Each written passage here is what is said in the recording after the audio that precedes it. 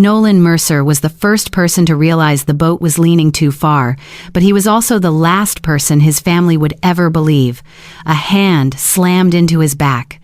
Nolan flew over the stern, struck his head against the spinning rudder, and disappeared beneath the freezing waters off Portland. Before the surface closed over him, he could still hear Julian laughing. That morning had begun like a perfect painting. The wind sweeping in from Casco Bay carried the scent of pine, engine oil, and seaweed. The Mercer Boatyard stood at the water's edge and had been there for nearly 60 years, yet very few people knew that most of the designs keeping the yard alive had been quietly created by Nolan. Nolan was 34, reserved and meticulous. He could study the curve of a hull and detect a deviation of only a few millimeters. In his mother's eyes, that ability was simply part of his duty as the older brother. Helen Mercer always said Julian needed opportunities. While Nolan was strong enough to step aside, she repeated those words for years, until Nolan began to believe that enduring pain was a form of love. Julian was 2 years younger, but he entered every room as though it had been built for him. He spoke loudly, laughed at exactly the right moments, and made clients believe he was the future heir. After their father died, that fragile balance began to crack. In his will, their father gave Nolan control of the design division and the authority to approve any changes involving the waterfront property. Helen concealed that detail and told everyone that the two brothers would run the yard together. Julian pretended to remain calm, but the way he looked at Nolan grew colder. Julian wanted to sell the southern section of the property to a real estate corporation that planned to build a resort. Nolan objected because the project would erase the old boatyard and leave more than 20 craftsmen without work. At their most recent meeting, Nolan used the veto power granted to him in their father's will. Julian smiled, but beneath the table, his hand tightened until his knuckles turned white. Nolan had suspected before that his brother wanted him out of the way. When he was 15, he fell from the attic floor after a support beam came loose. 4 years earlier, he had nearly suffocated inside the paint booth after the ventilation system was locked from the outside. Every time he spoke up, Helen accused him of thinking the worst of his brother.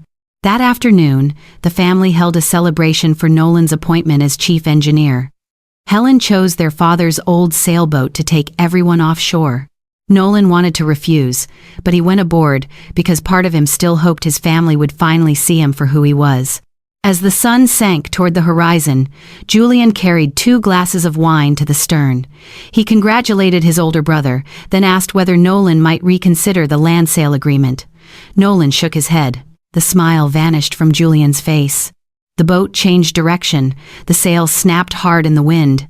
Julian glanced quickly toward the bow, stepped closer, and drove both hands into Nolan's back. The shove felt nothing like a joke. Nolan fell exactly where the rudder was sweeping across the water. A sharp, dry crack split the air. Blood streamed across his temple. His left ear exploded into a thick, crushing ring. When Julian began shouting for help, his voice sounded perfectly panicked, but beneath the water, Nolan finally understood what he had spent nearly 20 years refusing to face. The accidents in the Mercer family had never truly been accidents. Julian did not merely want to steal his spotlight.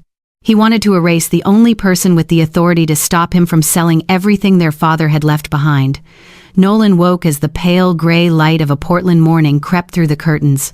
Pain shot from his temple down into his neck, so intense that he could not fully open his eyes. His left ear could no longer hear the traffic outside. There was only a low, muffled sound that stretched on like an engine trapped at the bottom of the sea. When Nolan pushed himself upright, a warm stream of fluid ran along the edge of his ear.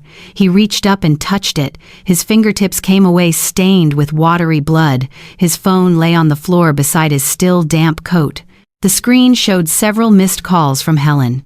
There was no message asking whether he was in pain. Her only text contained a single sentence: "Do not make this more serious than it needs to be." Nolan stared at the words for a long time. His mother's familiar voice immediately echoed in his mind. Julian was only joking. "You are the older brother. You should know how to give way. A family cannot be torn apart over a misunderstanding." For years, Helen had turned Nolan's silence into an obligation. Every time he was injured, she made him feel as though he was the one causing trouble. But that morning, his fear was no longer stronger than the pain tightening around his skull. Nolan called a car and went to a state hospital in Maine. In the emergency room, Dr. Vance recognized the seriousness of his condition as soon as he saw Nolan's sluggish pupils and the fluid draining from his ear. He ordered an emergency computed tomography scan, a hearing test, and a complete examination of Nolan's head, neck, and chest. The results appeared on a screen inside the cold white room. Nolan's left eardrum was torn. A small fracture ran through his temporal bone. A hematoma had formed behind his ear from the force of the impact. If he had remained at home while the drainage continued, the risk of infection or permanent hearing loss would have increased. Nolan still tried to explain that it had only been a boating accident. Dr. Vance did not answer immediately. He moved the scan lower and stopped at Nolan's lungs and shoulder. A large area of fibrotic scarring marked the right lung. His shoulder blade showed signs of an old fracture that had never been properly treated. The injury was years old and closely matched the time Nolan had nearly suffocated in the paint booth 4 years earlier. Dr. Vance turned his chair and looked directly at him. He asked whether Nolan often experienced unusual accidents around his family. The room fell silent. Nolan remembered the wooden beam in the attic, the locked door of the paint booth, the safety line that had once been cut almost completely through during a hull inspection. He also remembered how Julian always seemed to be nearby, only to disappear before anyone arrived. For the first time, those scattered memories connected into one cold, unbroken line. Dr. Vance explained that repeated injuries following the same pattern could no longer be treated as coincidence. He had a legal duty to report the situation if he suspected that a patient was being deliberately harmed. Nolan's throat went dry. One part of him still wanted to protect his family. Another part was exhausted from living as though his life mattered less than Julian's reputation. He agreed to speak with the police. Detective Evelyn Miller arrived less than an hour later. She did not pressure Nolan or look at him with pity. She simply asked clear questions and recorded every detail, from Julian's position on the boat to the moment Nolan was pushed toward the rudder. Just as Nolan signed his first statement, the hospital room door flew open. Helen entered with one of their uncles. She did not look at the bandage wrapped around Nolan's head. She stared directly at Detective Miller, then turned toward her son with anger in her eyes. She asked Nolan whether he truly wanted to destroy his younger brother's future. Julian was about to get married. He was preparing to take charge of a major project. One accusation could ruin everything. Nolan heard every word, but this time they no longer made him lower his head. He saw the real fear in his mother's eyes. It was not the fear of losing a son.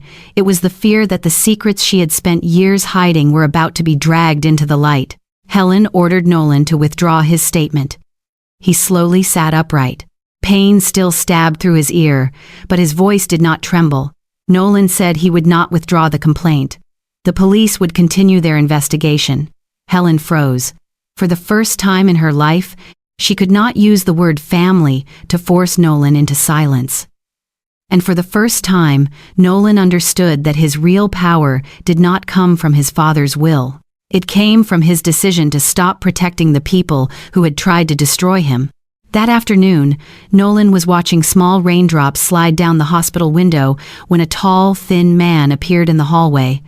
Arthur Mercer, the younger brother of Nolan's late father, entered wearing a dark coat that still carried the scent of pine and engine oil. In his hands was an old iron box, the kind Nolan's father had once used to store the boatyard's most important designs. Arthur set the box on the table and locked the door. He did not ask whether Nolan was all right. He simply looked at the bandage around his nephew's head and said he had remained silent for far too long. Nolan felt as though the room had grown colder. Arthur opened the box. Inside were old invoices, copies of contracts, bank transaction records, and a financial journal bound in brown leather. Nolan recognized it immediately. It was the book his father had carried with him throughout the final years of his life. But the journal Nolan had found after the funeral had a black cover. Arthur said the two books had been switched. The black journal contained only altered figures designed to make Nolan believe the boatyard was buried in debt and had no choice but to sell the land. The brown journal was the real one. In it, Nolan's father had carefully recorded the money Julian had secretly withdrawn from company funds through fraudulent suppliers.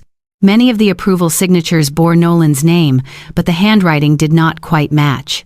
Arthur had quietly kept the real journal because he was afraid Helen would destroy it. Nolan turned the pages one by one, his hands trembling slightly. The cold numbers appeared like footprints left by a conspiracy that had been unfolding for years. Julian did not merely want to sell the property. He had used the Boatyard's money to pay personal debts, cover failed investments, and place a deposit on a resort development that no one else in the family knew about. If those withdrawals were discovered, Julian could lose everything. Arthur then returned to the attic fall Nolan had suffered as a boy. That day, he had seen Julian use a wrench to loosen the bolts holding the support beam in place. Arthur had planned to tell Nolan's father, but Helen had cried and insisted that Julian had only been fooling around. She begged Arthur to remain silent to protect the family's reputation. That silence had spared Julian from the consequences, and it had condemned Nolan to years of further danger. Before Arthur could finish, Detective Miller entered the room. Her expression was more tense than it had been that morning. She placed a tablet on the table and showed Nolan footage recovered from the small camera attached to the boat's life buoy. The image shook violently with the waves, but every movement was clear enough to see. Julian stood behind Nolan. He looked toward the people gathered at the bow. Then he set down his wineglass, moved closer, and shoved Nolan with both hands. The angle of the push sent him directly toward the turning rudder. There was no slip. There was no joke. There was only calculation. For several seconds afterward, Julian stood staring at the water before he began to shout. The panic on his face appeared too late. Nolan felt his stomach tighten. The most painful part was not seeing his brother push him. It was realizing that Julian had been calm enough to watch and see whether he would surface.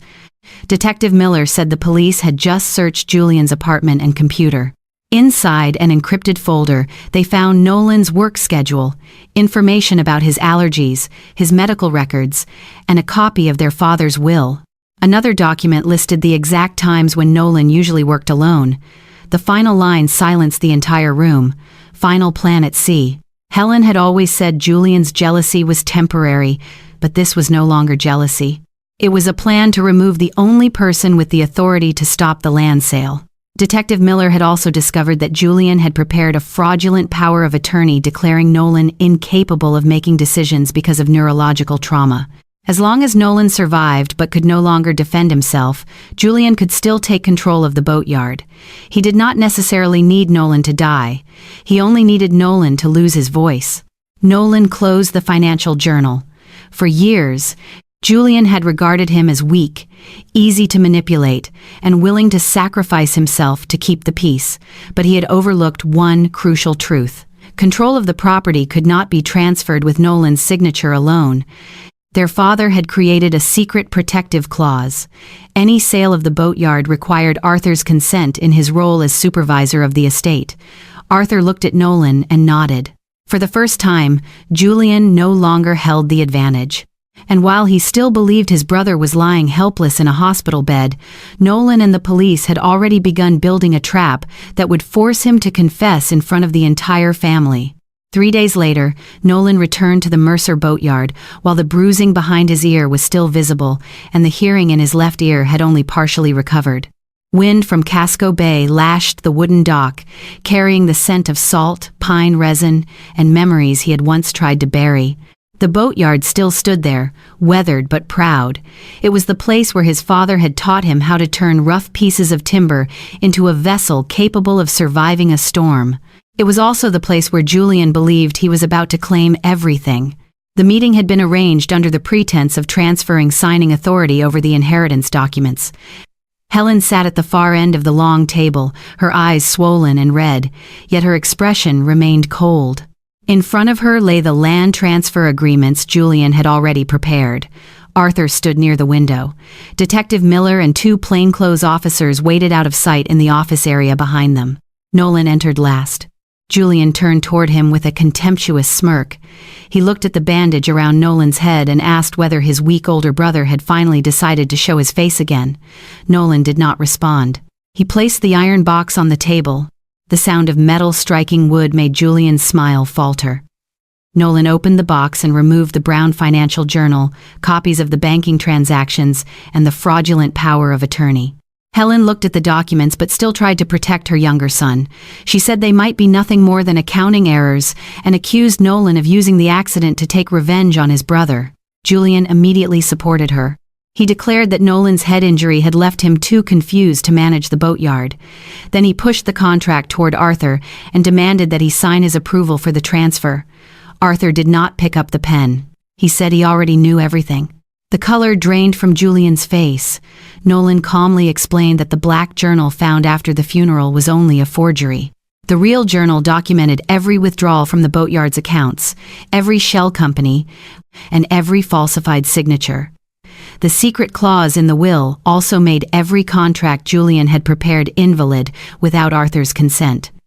Julian looked around the room. The confidence had vanished from his eyes, replaced by something cold and frantic. He lunged for the journal and tried to tear out its pages. The office door flew open. Detective Miller stepped forward with an arrest warrant. The two officers quickly handcuffed Julian before he could get away from the table. He struggled violently and shouted that it was all a misunderstanding.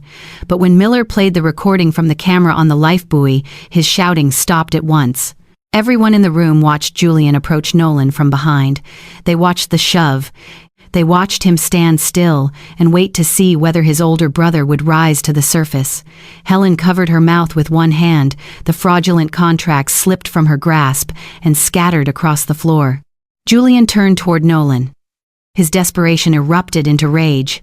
He screamed that Nolan had always stood in his way, that their father had given the boatyard to the wrong son, and that Nolan should have died in the sea that day. The confession echoed through the silent boatyard. Helen collapsed to her knees. For the first time, she could not call it a joke, a misunderstanding, or an accident. She had spent her entire life shielding Julian from consequences, but that protection had nurtured the greed and cruelty inside him. She looked at Nolan as though begging for forgiveness, but he did not step forward to comfort her. Some wounds cannot be healed by an apology that comes too late. Julian was convicted of intentionally causing serious injury, financial fraud, and document forgery. Helen was forced to sell the large family home to repay part of the stolen money. She left Portland in silence, carrying a regret that no sentence could ever measure. Nolan took control of the boatyard, but he did not turn it into a resort or use it as a symbol of power. He kept the longtime craftsmen employed and converted part of the warehouse into a free woodworking program for teenagers who had grown up in controlling homes marked by emotional abuse and silent trauma. Months later, Nolan stood on the wooden dock as a newly built boat was lowered into the water. The waves were still powerful, the sea wind was still cold, but he was no longer afraid. Nolan had once believed that true power lay in his father's will, in his authority over the boatyard, or in the documents bearing his signature. In the end, he understood that it came from something much simpler. True power begins on the day a wounded person decides never to remain silent again. Sometimes the deepest wounds are not caused by strangers, but by the people we trusted most. Nolan's story reminds us that speaking the truth is not betrayal, and protecting yourself is not selfish. It is the first step toward freedom. Do you think Helen deserves forgiveness after everything she allowed to happen? Share your thoughts in the comments below.